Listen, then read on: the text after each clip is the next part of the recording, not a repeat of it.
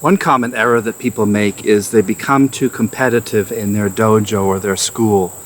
This person happens to be very competitive and envious by nature. And this can happen not just in our schools, but everywhere. We compete at home, we compete at work, we compete wherever there is a social dynamic, where there's a group environment. It's very natural, it's built into our evolution to want to compete and be the best, and survival of the fittest. All that is built in. So we have to combat it because it is not an attractive skill. It can really damage us, not just inside the school, but it can damage our friendships, our relationships with our peers and our students and our teachers and our family and loved ones as well. Don't be what I call a belt watcher. A belt watcher is someone who is training, and the minute that they walk in the door, they're always looking for where everyone else is in their belt rank. They're looking for where they are in the pecking order of the dojo. And if they take time off and their friend excels and exceeds them in belt ranking, they get very upset over that because they're highly competitive. They're envious. And you have to be very careful of that position. It's very natural to feel that way, but we have to combat it. It is not a positive part of training.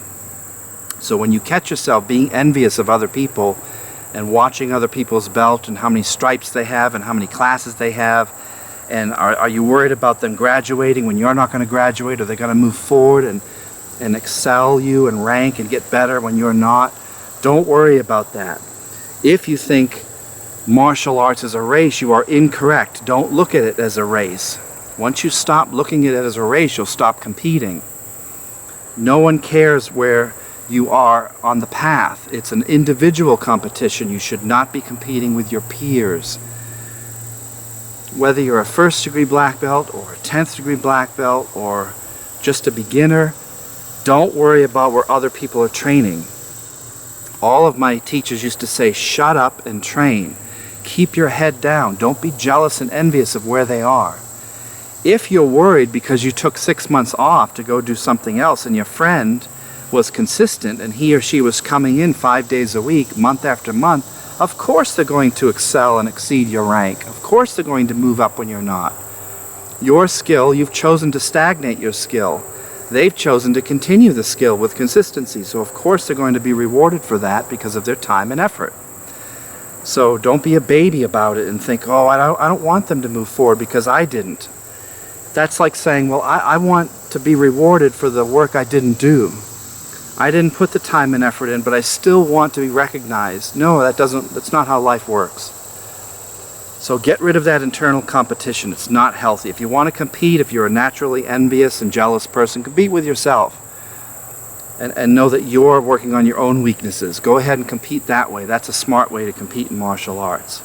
Don't worry about your pecking order in the dojo. It changes. It's like sagebrush. Where you are in rank and where you are in position, your roles will change over time and over decade after decade. The top person will move on and the next person will move up. People will quit, people will move away, people will die. Many things are going to happen that are negative in our training. We have to understand there are no surprises for the ninja.